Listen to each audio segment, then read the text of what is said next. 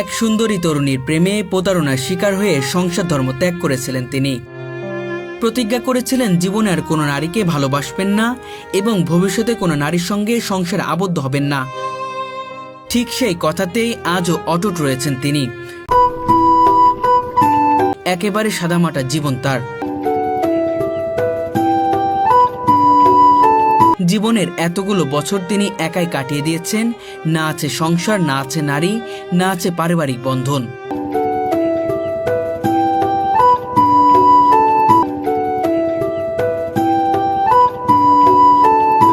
শুধু আছেন তিনি আর তার খোদা। যে বয়সে মানুষ প্রেমে পড়ে, ভবিষ্যতের স্বপ্ন দেখে, ঠিক সেই বয়সেই তিনি হারিয়ে ফেলেছেন জীবনের সমস্ত স্বপ্ন।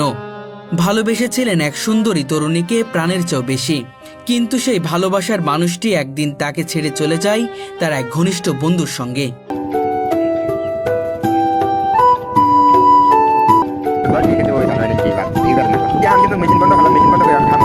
সেই দিনই যেন ভেঙে যায় তার ভেতরের মানুষটা।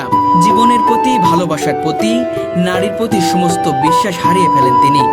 তারপর নিজের কাছে এক প্রতিজ্ঞা নেন, জীবনের কোনো নারীর দিকে তাকাবেন না, সংসার নামক বন্ধনে আর কখনো আবদ্ধ হবেন না।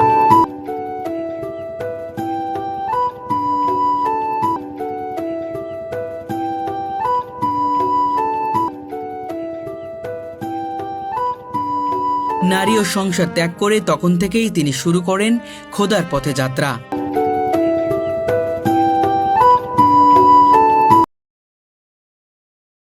নিজের হাতে একটি ছোট্ট ঘর নির্মাণ করেন।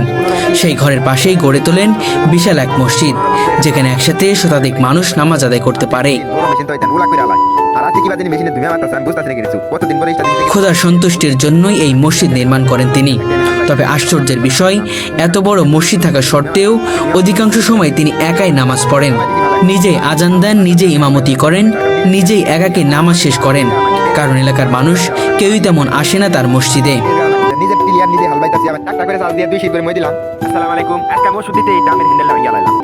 কেউ ভাবে সংসার না করার কারণেই তিনি অন্যরকম মানুষ, কেউ আবার পাগলও বলে ডাকেন।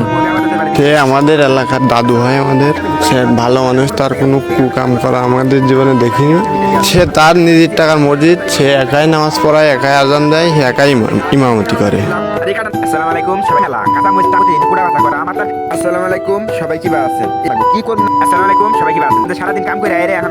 চোখে এখন ভালোভাবে দেখতে পারেন না, তবু প্রতিদিন নিয়ম করে কোরআন তেলাওয়াত করেন।